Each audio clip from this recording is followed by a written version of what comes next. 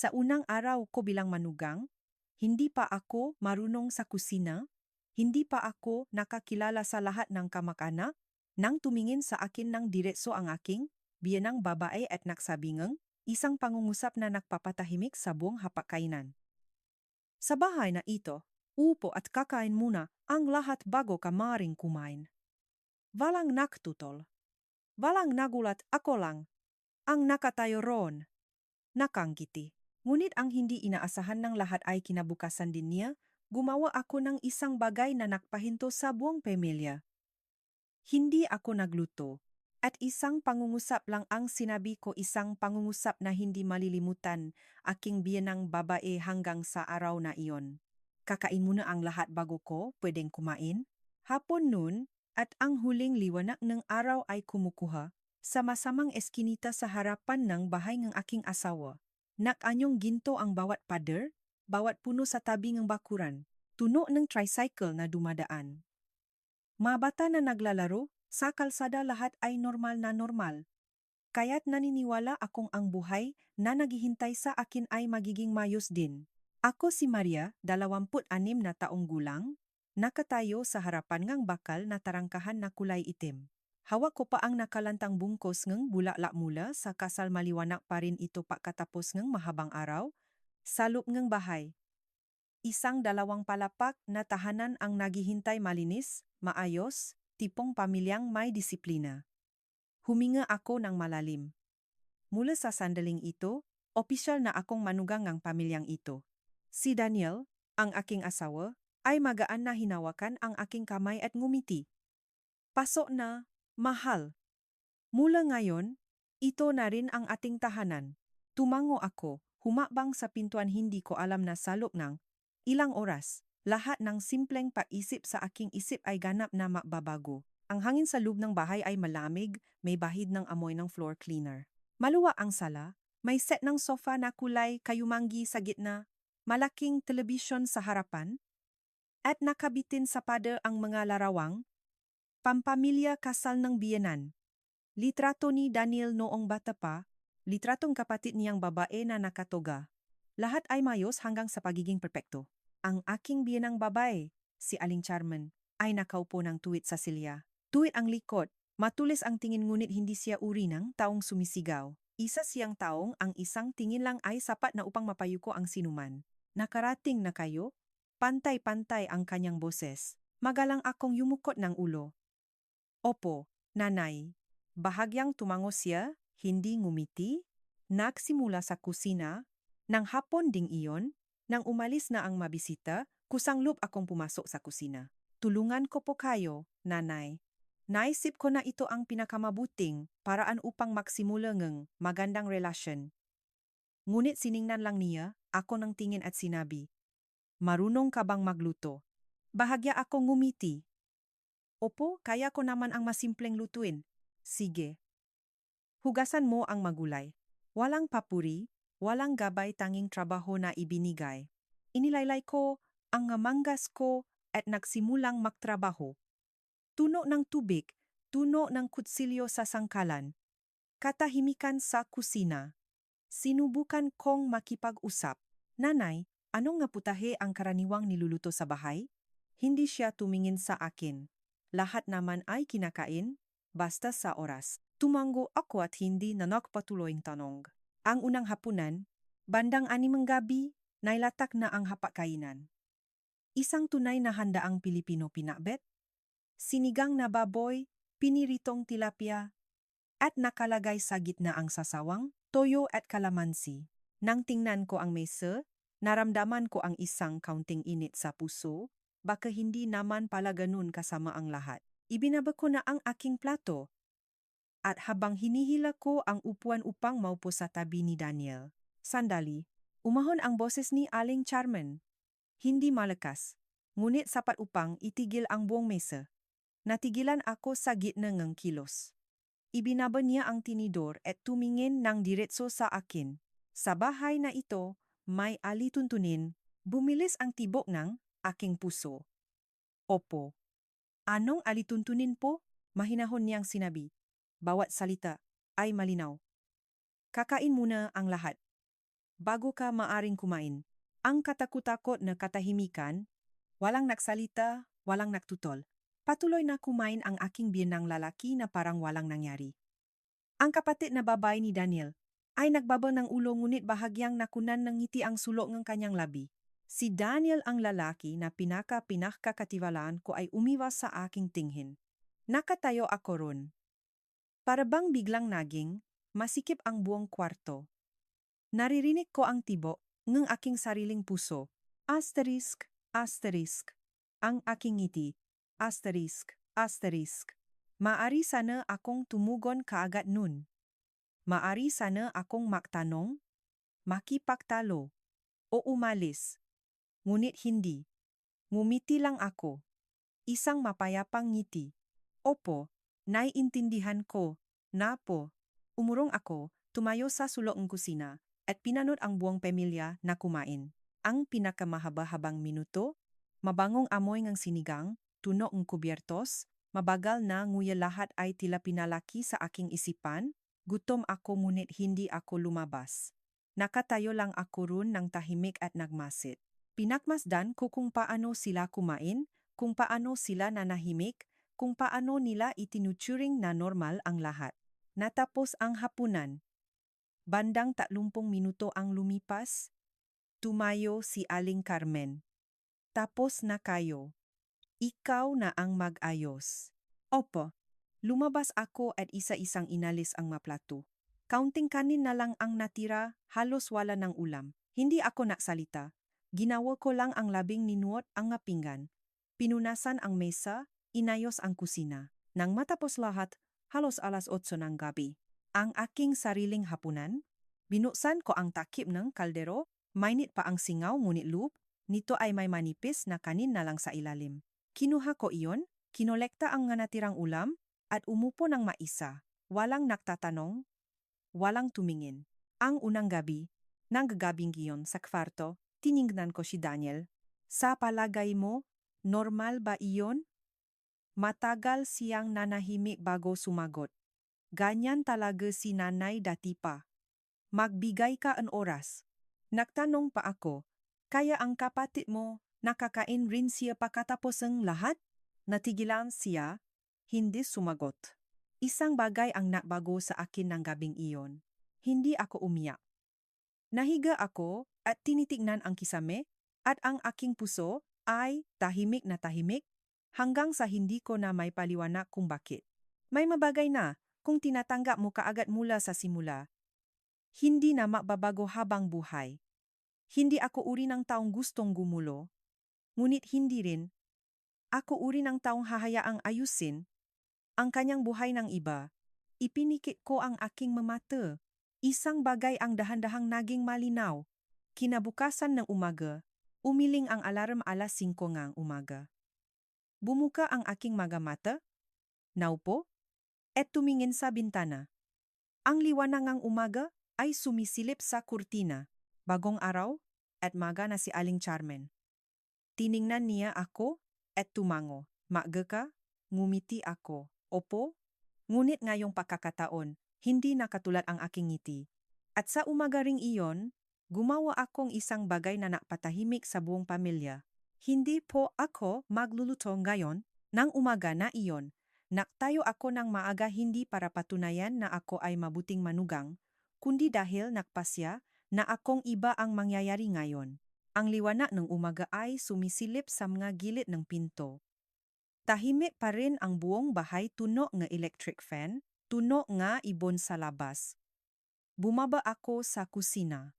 Katulad pa rin ng kahapon, malinis, mayos, malamig na kaayusan. Nakaupo na si Aling Carmen sa sala, iniinom ang tsaa.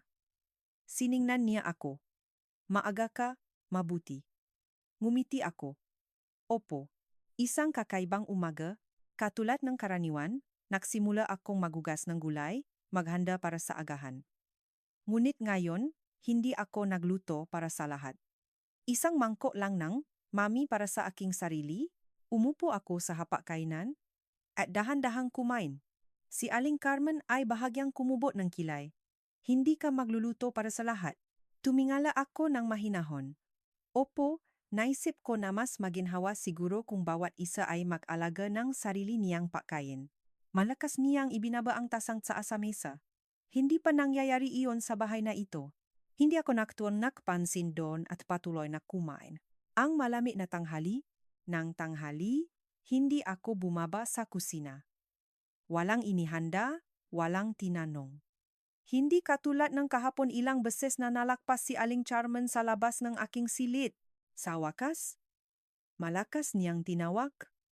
Ako, Maria, binuksan ko ang pinto. Opo, bakit hindi ka pa nagluluto? Mariinig ang pakailang sa kanyang boses. Tiningnan ko siya ng mahinahon. Opo, ngayon hindi po ako magluluto. Nodyalo ang simoy sa kwarto. Ang pangungusap ko ay nagpatahimik sa lahat. Lumabas si Daniel mula sa kwarto. Bahagyang sumilingap ang kapatid niyang babay. Ibinaba nga aking biyanang lalaki ang diaryo sa sala. Lahat ng tingin ay napunta sa akin. Lumapit si Aling Carmen, mababa, ngunit puno, no presyon ang boses. Ulitin mo nga, mapayapa pa rin ang aking boses. Ngayon hindi po ako magluluto, nagulat siya. Tinitigan niya ako, matutulis ang tingin, na tila gusto niyang pasukan ang aking isipan. Manugang ka at hindi ka magluluto. Sa tingin mo, ano ang ginagawa mo? Ngumiti ako at dahan-dahang nagsalita. Opo. Sumusunod lang po ako sa alituntunin ng nanay. Namatay ang buong sala, walang nakapasalita. Nabukas ng bibig si Daniel at muling isara. Nangingini mata ang kapatid na babay. Tahimik na umupo ang biyanang lalaki, isang bahagyang gulat sa kanyang mata. At si Aling Carmen sa unang pagkakataon, nakita kong walang masabi. Ang aking kalmado. Hindi ako naktaas ng boses, hindi nakipagtalo, hindi naging bastos. Sinabi ko lang ang katotohanan. Sa isang boses, nakalmado hanggang sa nasorpresa, rin ako sa aking sarili. Palagi na pong naisip ko na ang hapagkainan ay lugar kung saan sama-sama ang buong pamilya. Ngunit kung hindi ako maaring maupo kasamang lahat, sa tingin ko ay hindi na rin kailangang ihanda ko ang pagkain para sa lahat. Pataas ang tensyon. Pumigil si Aling Charmen. Litaw ang maugat sa kanyang kamay. Itinuturo mo ba ako? Hindi po. Sumusunod lang po ako sa natututo sa akin ni nanay kahapon. Mabigat na katahimikan. Walang naksalita. 1 minuto, 2 minuto at saka bumalik si Aling Charmen at hindi na nagsalita. Isang tahimik na bagyo. Nang araw na iyon, walang nagluto ng tanghalian sa bahay. Bawat isa ay nag-aral ng sarili. Walang nakbanggit ng nangyari. Ngunit nalam ko naksimula na ang isang bagyo sa ilalim ng tubig. Ang gabing hindi mapanatak. Nang gabing iyon, hinata ako ni Daniel papasok ng kwarto.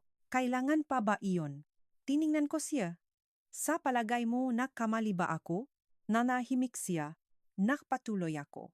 Hindi ako lumalaban. Gusto ko lang na pantay na pagtrato. Nagsimula ang dihman. Nang gabing iyon, walang nagsalita.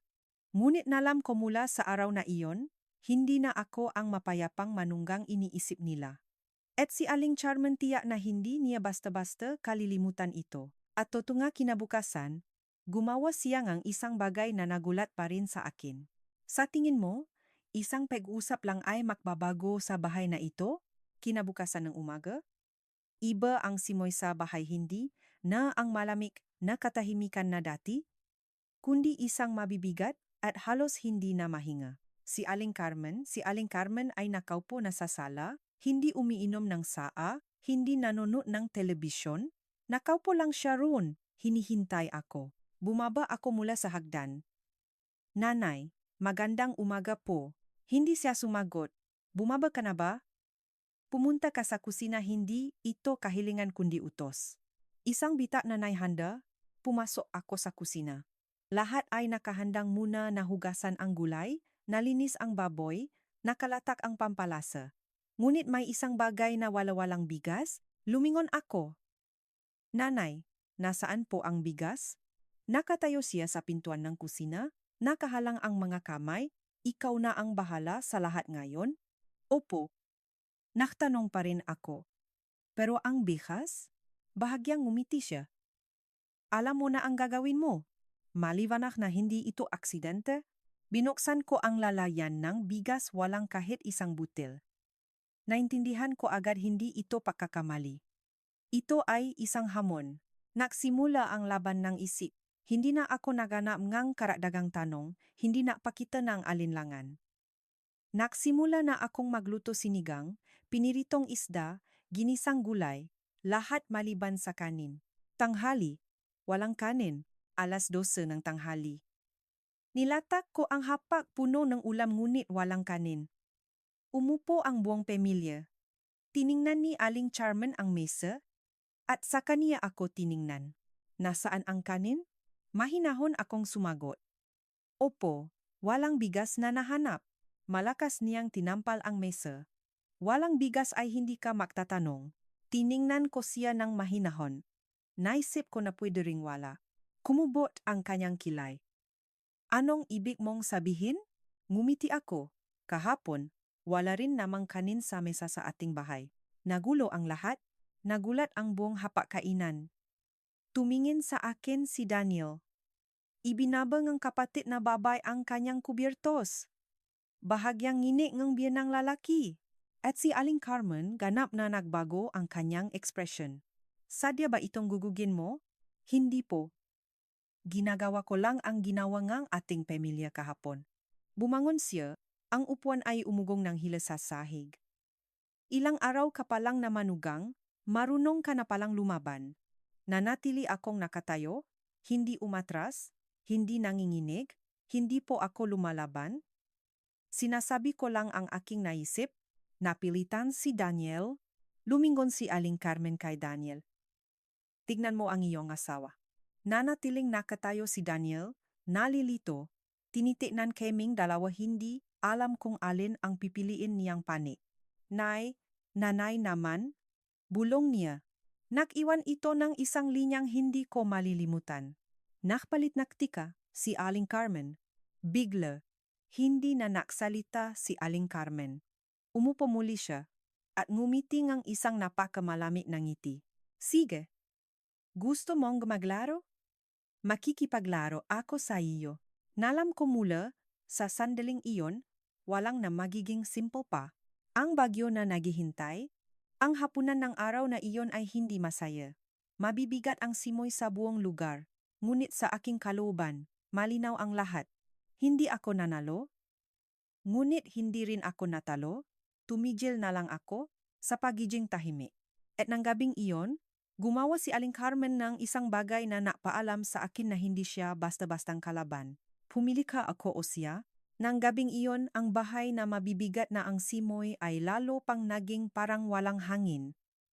Walang nausap. Walang naktatawa. Tahimik lang ang telebisyon sa sala, tila tinatakpan ang lumalaking tensyon. Nakaupo ako sa kwarto, bahagyang bukas ang pinto, at narinig ko ang isang tawa. Halika rito. Mariinig ang boses ni Aling Charmen hindi malakas ngunit punong kapangyarihan. Bumangon si Daniel at lumabas sa sala. Hindi ako lumabas ngunit naririnig ko ang bawat salita. Ang pausap na hindi magaan, pinakasal ka para siya ang magturo sa iyong ina? Hindi mataas ang boses ni Aling Charmen. Ngunit mabigat ang bawat salita. Hindi naman po ganun. Nanay, mahina ang sagot ni Daniel. Kahapon, unang araw pa lang, lumalaban na. Ngayon, hindi pa magluto. Nanahimik sandali, at saka sinabi niya ng mas mabagal, ngunit mas nakatatakot, o gusto mo siyang tama? Presyong kay Daniel. Hindi agad sumagot si Daniel. Naisip ko na magsasalita siya para sa akin o kahit man lang magpaliwanag. Ngunit hindi. Nanahimik siya, at ang katahimikang iyon ay nagdulot sa akin ng sakit. At saka nagsalita si Aling Carmen ng isang pangungusap na nalam ko ay magbabago ng lahat.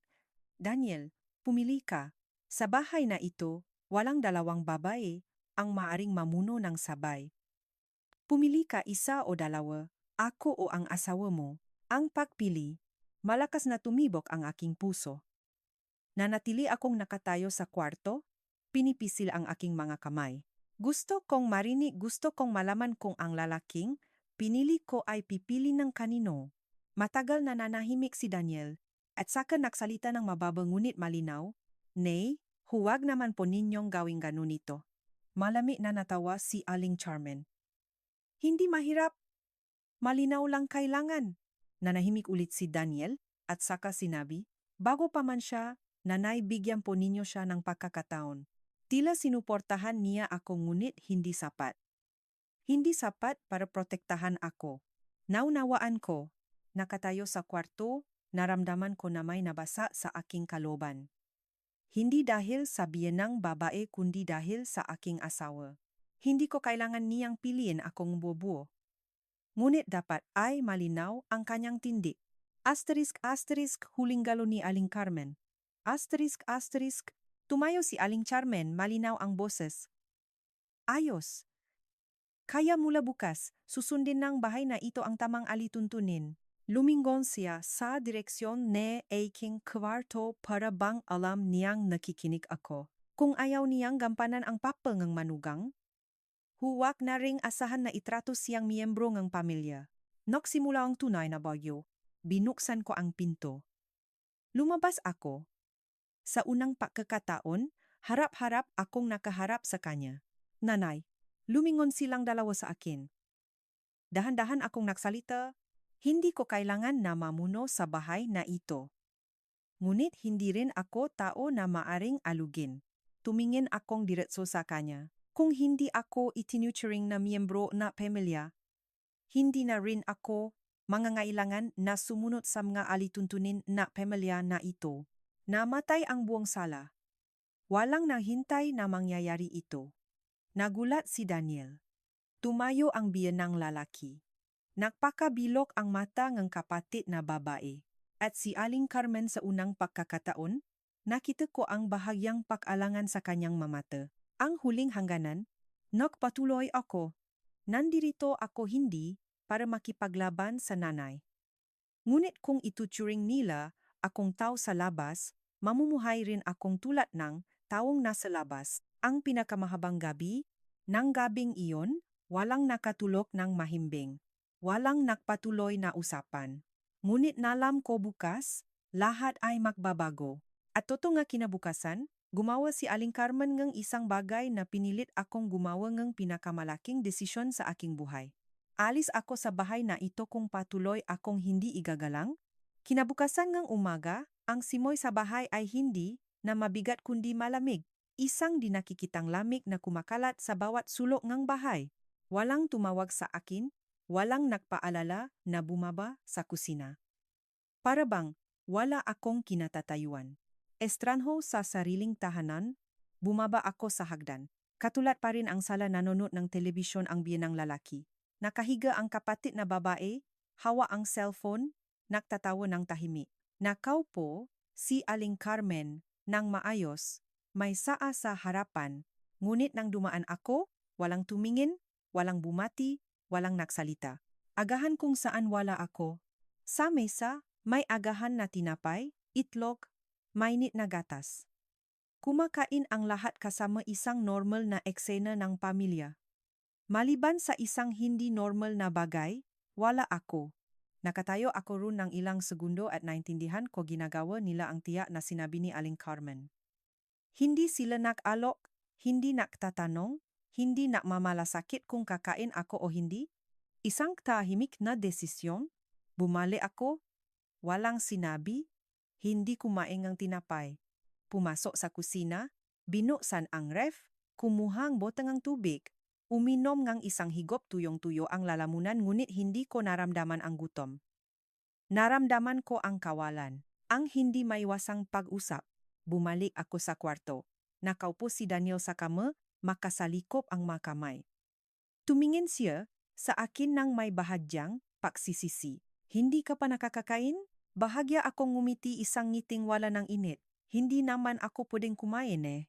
Nagbaba siya ng ulo at walang nasabi. Umupo ako sa harapan niya. Tatanungin kita, sagutin mo ng todo. Tumangho siya. Tiningnan ko siya ng diretso. Anong uri nga asawa ang gusto mo? Ang katahimikang pamilyar. Napahinto siya. Anong ibig mong sabihin? mahinahon ko siyang tiningnan. Gusto mo bang isang asawang marunong tumahimik, tanggap ang lahat, kahit anong gawin sa kanya? O isang asawang marunong ipagtanggol ang sarili? Nanahimik si Daniel. Katahimikan na muli.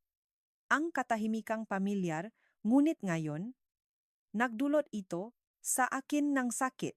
Hindi dahil sa maling sinabi niya, kundi dahil hindi siya nangahas magsalita. Dahan-dahan akong tumango. Naintindihan ko na. Tumayo ako at lumakad papunta sa kabinete. Inilabas ang maleta. Nagula si Daniel at nagbangon. Agad. Anong ginagawa mo? Tahimik akong sumagot. Nakahanda. Nagahandang para saan? Tumigil ako at dahan-dahang sinabi para umalis sa lugar na ito. Ang pakabigla, saan ka pupunta? Madali na ang boses niya. Sa bahay ng aking nanay muna. Hindi ako umiyak. Hindi nagalit, kalmado ako. Sa unang pagkakataon, natakot si Daniel. Huwag. Hawa niya ang aking kamay. Mas lalong masama ang mangyayari. Tiningnan ko siya. Mas mabuti ba kung mananatili? Walang masagot. Lumabas si Aling Carmen. Bumukas ang pinto. Nakatayo ron si Aling Carmen. Malinaw na narinig niya lahat. Umalis ka na. Walang alinlangan sa kanyang boses. Kung hindi ka na makatiis, huwag nang pilitin. Nagalit si Daniel. Nanay, bakit ganun ang sinabi ninyo? Malamig na sumagot si Aling Carmen. Sa bahay na ito, kung sino ang hindi akma, siya ang lumabas. Sandali, na desisyon, hinila ko ang maleta, lumakat ng isa-isa patungo sa pinto.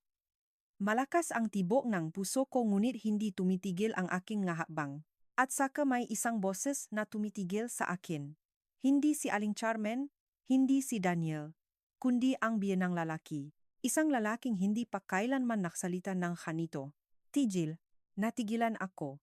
Lumingon, ang taong hindi inaasahan ng lahat ang biyenang lalaki. Dahan-dahan siyang tumayo, lumapit. Mas seryoso ang kanyang tingin kaysa dati. Hindi pa tapos ang bagay na ito. At sa salitang iyon ng biyenang lalaki, nakbago ang lahat sa isang ganap na ibang direksyon. Kung hindi ito turing na miyembro ngang pamilya, alis na ako. Nang umagaring iyon, nagising ako ng ang liwanag ay sumisilip na sa mga kilikili ng kurtina, gumagawa ng mahabang guhit sa sahig ng kwarto. Katulad pa rin ang kwarto ngunit ganap na iba ang pakiramdam. Hindi na ito kwarto ngang isang bagong manugang parang temporaryong tirahan na lang, nahiga ako sandali. Walang tawag para sa agahan, walang nagpapaalala. Katahimikan lang. Isang katahimikang nagpaparamdam na parang wala kang kinatatayuan. Bumababa tulad NG isang estranyo, bumaba ako sa hagdan, dahan-dahang bawat hakbang. Katulad pa rin ang sala. Nakadansa telebisyon ang tingin ng biyenang lalaki. Nakahiga sa sofa, ang kapatid na babae, hawa ang cellphone, tumatawa ng tahimik. Nakaupo ng maayos, si Aling Carmen, may mainit na tasaa sa harapan. Ngunit dumaan man ako, walang tumingin, walang bumati, walang nagsalitang kahit isang salita. Agahan kung wala ako, dito sa mesa, may agahan na tinapay na ginto ang kulay, pritong itlog paring mainit na tsokolate sa tasa. Kumakain ang lahat ng makasama isang normal na eksena ng pamilya. Isang bagay lang ang hindi normal ako. Nakatayo ako run.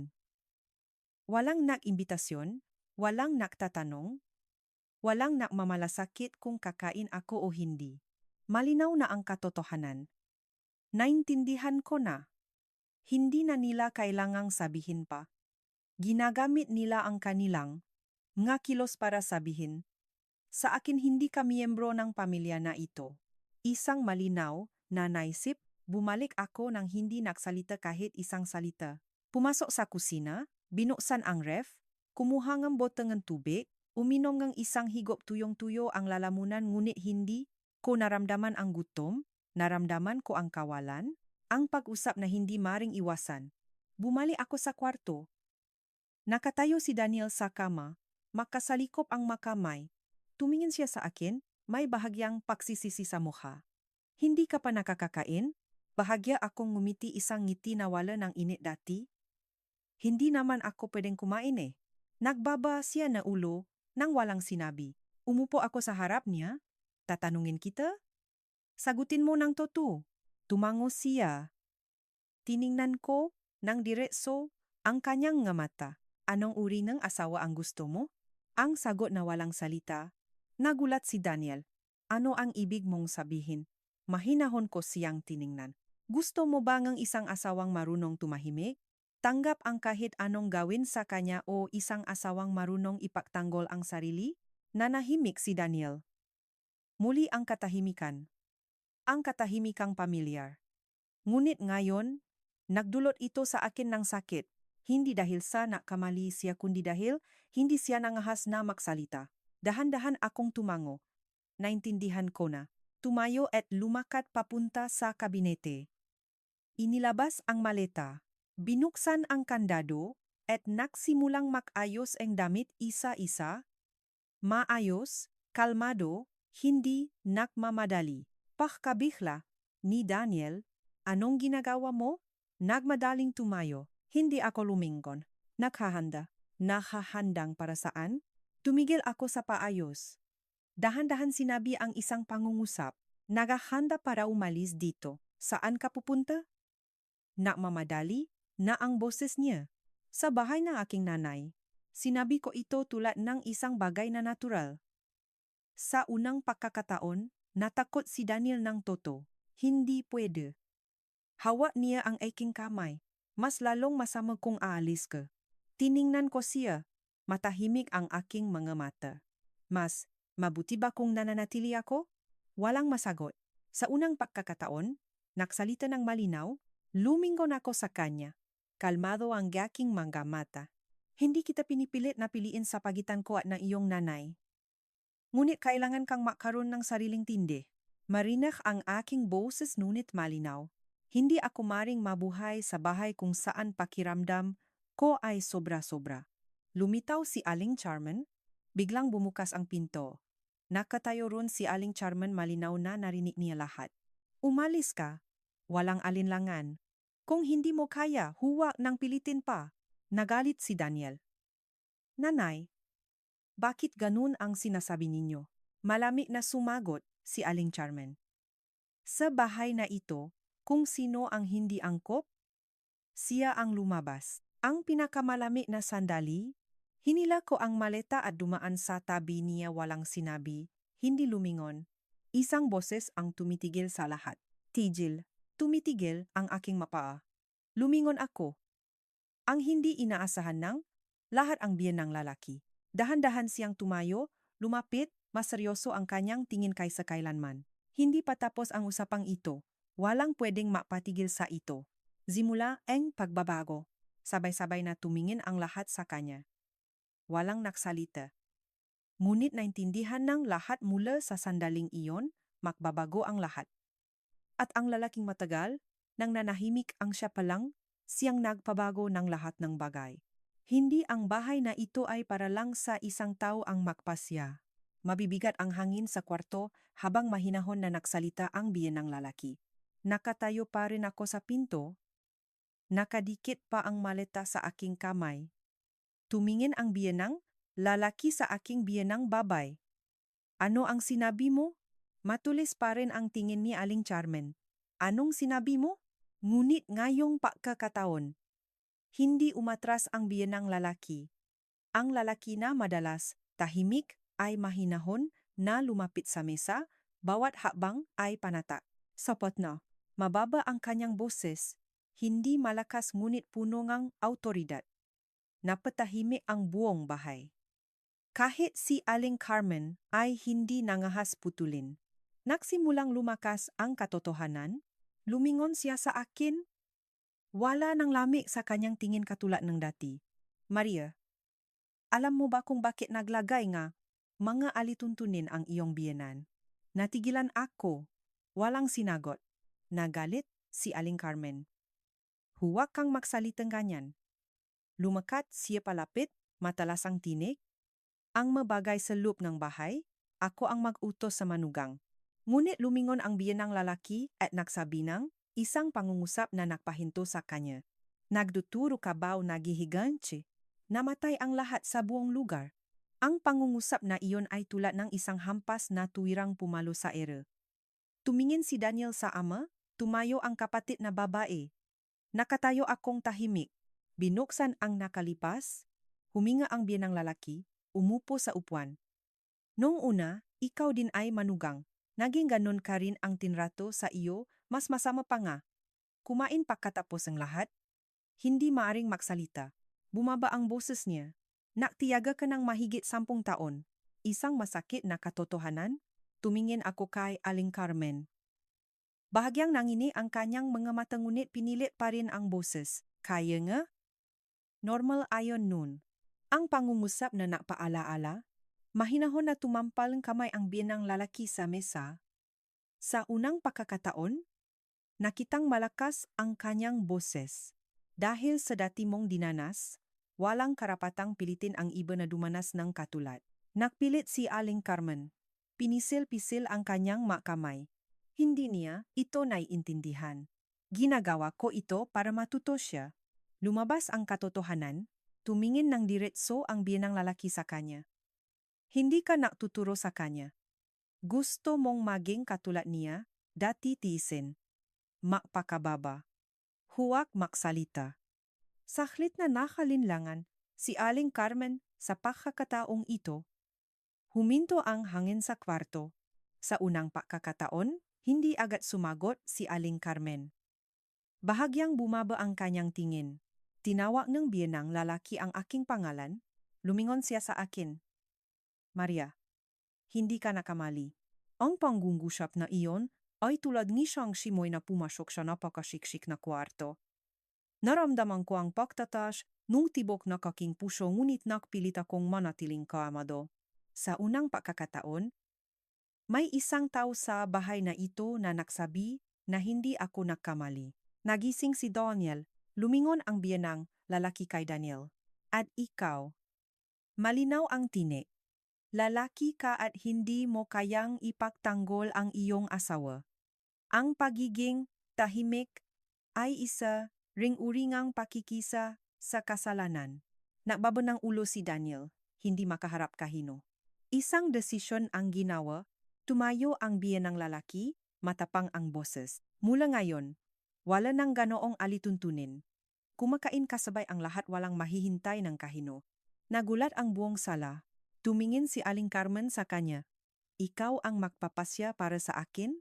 Sumagot siya, wala. Inaayos ko ang matagal ng mali.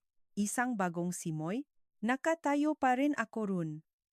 Nakadikit pa rin ang malita sa tabi ng aking paa ngunit sa loob ko, wala na akong pagnanasang umalis katulad ng kanina.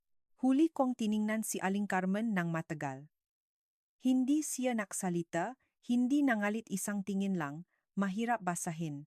Natapos ang isang araw, at nagsimula ang isang bagong kabanata. Walang naksalita pa. Ngunit naintindihan ng lahat mula ngayon. Iba na ang bahay na ito. Ngunit may jiging tunay na pagbabago ba ni Aling Carmen o tahimik lang siya ngayon dahil sa malaking alon at tunay ba akong tinatanggap o simula pa lang itong bagong hamon? Minsan, ang katahimikan ay mas nakakatakot kaysa sa pag-away. Kinabukasan ng umaga, iba na ang simoy, katulad pa rin ng bahay ngunit iba na ang simoy. Wala ng sigaw, walang matalas na salita katahimikan lang. Isang katahimikan na napaparamdam ne paaalala tahimik bang maayos ito o nahahanda para sa isang bagong bagyo, isang kakaibang agahan. Bumaba ako sa kusina. Sa pagkakataong ito, walang pagkain sa mesa. Walang nagtatayo naghihintay na katayo. Lang si Aling Carmen sa kusina. Nakapalingon siya, nagluluto ng hindi ko alam. Tuno ng mantika, bahagyang amoy ng sinanggang sibuyas wala itong pagbabago ngunit iba ang pakiramdam. Isang hindi inaasahang pahayag, nakatayo ako sa pintuan ng kusina, hindi alam kung papasok o atras. Bago pa man ako makpasya, nakpala ang boses niya. Pasok ka na? Hindi ko inaasahan iyon. Dahan-dahan akong pumasok. Opo, hindi siya tumingin sa akin. Kunin mo ang lalagyan. Ginawa ko. Sa unang pagkakataon walang alituntunin. Inlagay niya ang piniritong itlog sa lalagyan at inilagay sa mesa. Kumain. Nakatayo ako.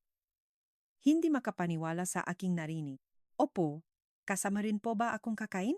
Nanahimik siya sandali at saka nagsabi, "Oh, ang pinakamaliit na pagbabago, isang ulang.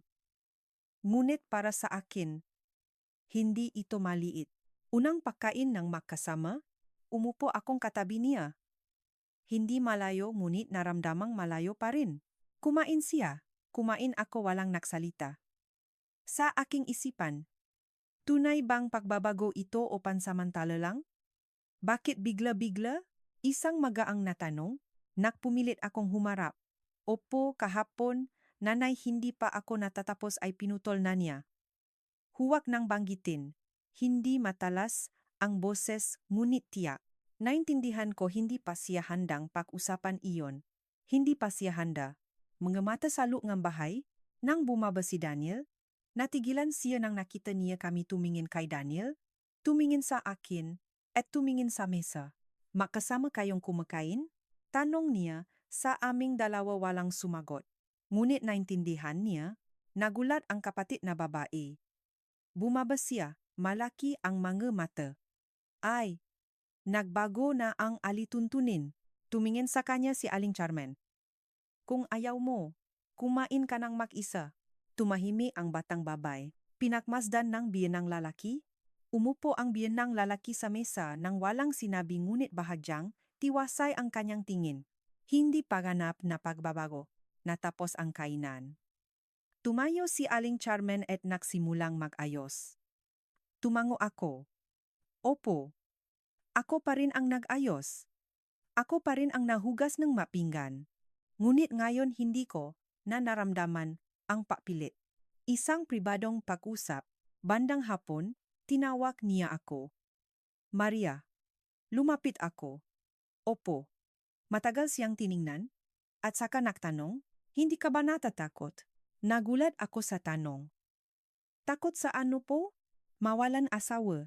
Ang sagot ko, bahagya akong ngumiti. Opo, kung mawawala sa isang bagay na ganun, baka hindi ko naman talaga may tago ng matagal. Nagulat? Si Aling Carmen. Hindi siya nagsalita ngunit nagbago ang kanyang tingin. Hindi na matutulis katulad ng dati. May pag-isip na, isang malit na hakbang, ng gabing iyon. Walang away, walang tensyon bawat isa ay naisip ngang sariling bagay. Ngunit nalam ko hindi patapos ang lahat. Katulad na aking hinala, kinabukasan may nangyaring nakpaalala sa akin na ang pagbabago ay hindi lahing diretso. Hindi lahat ng pagbabago ay madali. Pagkatapos ng araw na iyon, tila mas tahimik ang bahay. Walang away, walang matutulis na tingin. Ngunit ang katahimikang iyon ay siyang nagpapabigabi sa akin. Mga kakaibang araw ng kapayapaan, hindi na binanggit ni Aling Carmen ang alituntunin. Hindi siya napapakita na mahirap maabot. Paminsan-minsan pa nga ay sinasabi niya, kumain ka na tulungan, mo akong ayusin, ito. Parang normal ngunit kakaiba, pakiramdam ng hindi sigurado. Hindi ko alam kung ito ay tunay na pagbabago o pansamantala lang nakatahimikan dahil may mga bagay na hindi kailangang sabihin ngunit nananatili pa rin. Isang hindi inaasahang pangyayari, isang hapon habang nagtatayo ako at nag-ayos sa kusina, nagtunog ang cellphone ni Aling Carmen. Sumagot siya. Pagkatapos ng ilang segundo, nagbago ang kanyang mukha. Ano? Nagmamadali ang kanyang boses. Nanatili akong naka-atensyon. Nakatingin siya sa akin. Nasagasaan si Daniel. Nasa ospital na.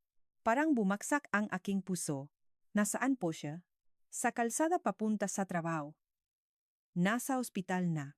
Nagulo ang lahat. Sa loob lang ilang minuto, nakagulo ang buong bahay. Kumuha ngang susi sa kotse ang biyenang lalaki. Umiyak ang kapatid na babae. At ako wala sa sarili, isang bagay lang ang alam ko kailangan pumunta agad. Sa ospital, amoy ng disinfektante, maputlang liwanag, pantay-pantay na tunog nga makina. Nakatayo ako sa labas ng emergency room, nangingingi ang mga kamay, malakas ang tibok ng puso. Sa unang pagkakataon, nawala ang distansya. Si Aling Carmen ay nakatayo sa tabi ko ngunit ngayong pagkakataon, hindi siya lumayo. Biglang naramdaman ko ang isang kamay na mahinahon na humawa sa akin. Lumingon ako si Aling Carmen. Isang sandaling hindi inaasahan ng kahino. Hindi siya tumingin sa akin. Basta sinabi lang ng mababa. Huwag mag-alala. Siguradong mayos. Hindi malami ang kanyang boses nangingini ito, isang katotohanang nakita ko. Sa sandaling iyon, naintindihan ko gaano man siya kamatibay. Isa pa rin siyang ina. Ang pinakamahabang minuto, mabagal ang oras. 5 minuto, 10 minuto, 30 minuto walang naksalita. Nakatayo lang kaming lahat. Nahihintay, bumukas siyang pinto. Lumabas siyang doktor. Kamag-anak ni Daniel, sabay naming lumapit. Wala sa panganib ngunit kailangan pang bantayan. Huminga ako ng malalim. Nanlambot ang aking mapaa. At si Aling Carmen bigla siyang umiyak. Nagulat ako si Aling Carmen ay umiyak. Bumalik siya ngunit nakita kong malinaw. Isang paglapit, hindi ko naisip. Mahinahon lang akong naksabi. Nanay, mayos na. Hindi siya sumagot ngunit ang kanyang kamay ay hindi huminto sa pahawa sa akin. Ibang gabi, nang gabing iyon, nanatili akong kasama si Daniel sa ospital. Nanatili rin si Aling Carmen. Nakpalitan, kami nakpakbabantay. Walang nakutos. Walang nakorganisahin. Nanatili lang kami. Isang bagay na nakbago sa pinakamahirap na sandali. Sa pinakamahirap na sandali, wala nang biyen ng babay at manugang pamilya na lang. Ngunit pagkatapos na pangyayaring ito magbabago nga, ba talaga ang lahat o kapag lumipas na ang lahat, babalik na muli sa dati? May mga bagay na natatanto ng tao pakawala na nito. Nakatulo si Daniel sa kwartong ospital.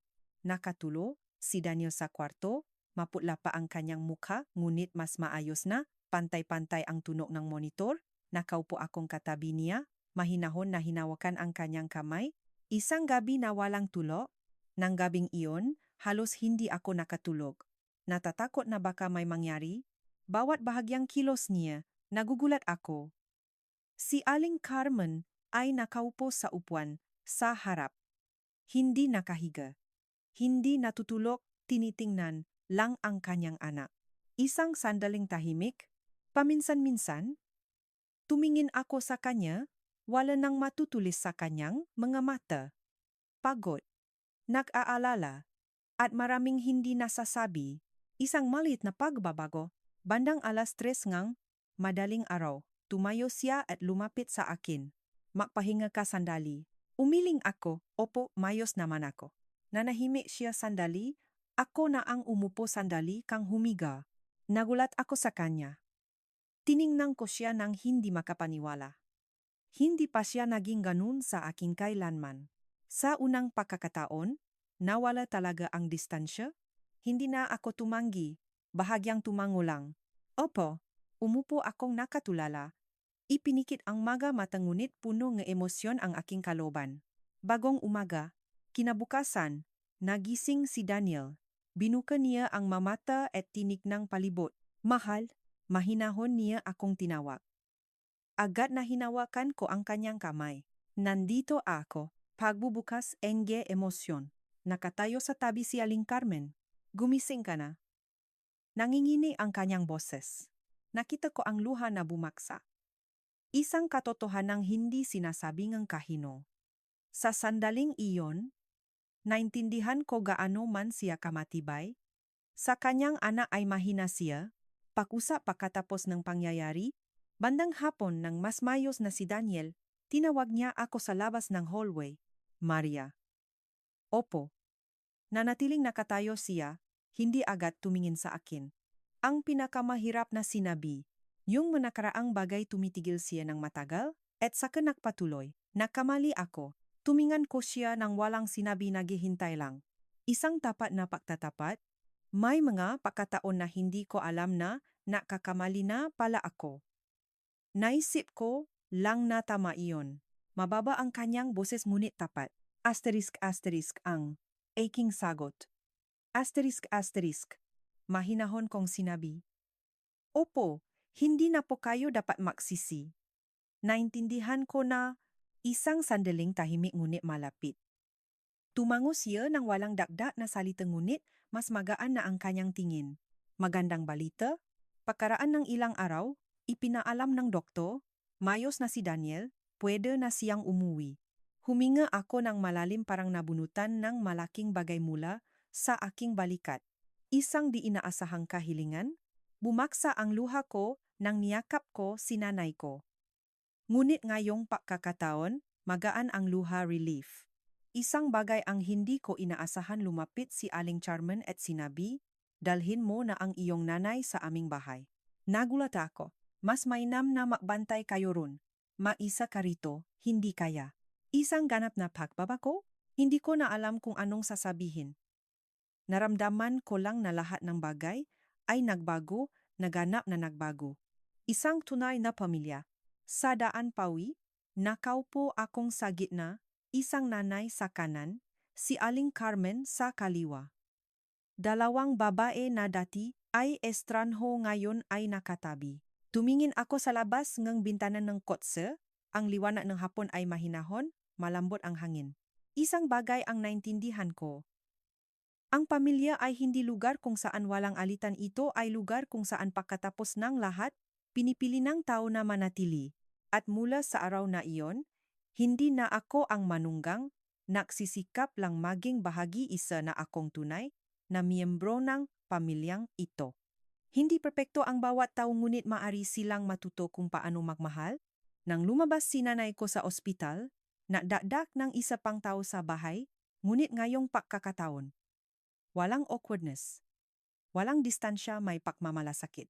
Isang tahanan na nabago, dinala namin si nanay ko sa bahay, inilagay sa sala, lugar kung saan sumasalang ang araw tuwing umaga. Dinalhan siya ni Aling Charman ng kumot, inayos ang unan, binago ang bawat sulok, isang larawan na hindi inaasahan ng kahino. Nakatayo akong sa pintuan, hindi makapaniwala sa nakikita. Ang taong dati ay naglagay ng alituntunin kung kailan maaring kumain, ngayon ay nag-alaga ng aking nanay ng buong puso. Isang magaan na pahaya. Nanay, dito ka muna. May bintana dito, mas mahangin. Kung may kailangan ka, tawa ka lang sa akin. Sinabi niya ito ng natural, walang pagpilit. Isang sandaling humipo sa puso, tumingin si nanay ko sa kanya, may pasasalamat sa mga mata, walang kailangang sabihin para maintindihan. Sa mga sumunod na araw, ganap na nabago ang buhay sa bahay. Tuwing umaga, maaga si Aling Charman nagluluto ng lugaw para sa aking nanay. Tumutulong akong katabi niya, walang nagutos sa isa't isa, biyanang babae at manugang lang na makasamang nag-alaga ng pamilya. Pinakamainit na hapunan, isang gabi, nailatak na ang hapag-kainan. Nakaupo rin si nanay ko kasama ng lahat na kapaligid. Walang nakatayo, walang naghihintay. Lumingon ako sa palibot, bahagyang ngumiti ang biyanang lalaki. Inialok ni Daniel ang pagkain sa akin. Masaya ang kapatid na babae sa kwikwento. Nakaupo si Aling Charmen sa tabingang, aking nanay, at inialay ang pagkain sa kanya. Isang bagay na hindi malilimutan, lumingon si Aling Carmen sa king. Maria, bukas, magtrabaho ka na, ako na ang bahala dito. Simpleng pangungusap ngunit sapat na. Hindi ako nagsalita, tumangho lang, ngunit puno na ang aking kaluban. Huli na gabing iyon, nang gabing iyon, nahiga akong katabi ni Daniel. Tahimik ang kwarto, wala na ang mabibigat na pag-isip noong una. Nagtanong si Daniel, naalala mo pa ba ang unang araw? Ngumiti ako. Naaalala. Noon, naisip mo bang mananatili ka? Nanahimik ako sandali. At saka sumagot, hindi. Ngunit ngayon, masaya akong nanatili ako. Huling naisip, dati. Naisip ko na para maging iginalang, kailangan kong maging matapang, kailangang lumaban. Ngunit pagkatapos ng lahat, naintindihan ko ang isang bagay.